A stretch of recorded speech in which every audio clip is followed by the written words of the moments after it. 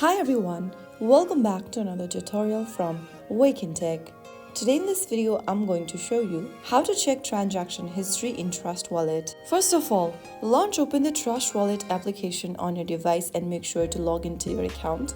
Once you're inside the home page of Trust Wallet, from the main dashboard, look for the History button, which should be available right next to the NFT option, which looks like an arrow with a little timer icon inside it. After you tap on it, this will show all of your history. If you have any transactions done, it will be displayed over here on this page. If you don't have any transactions yet, the page will appear blank, just like mine at the moment. But if you have made previous transactions, then you will be able to see the details of the transactions. Select any one specific transaction to see more details of it, in which it will be shown the date, time, amount, and status confirmed or pending in the transaction.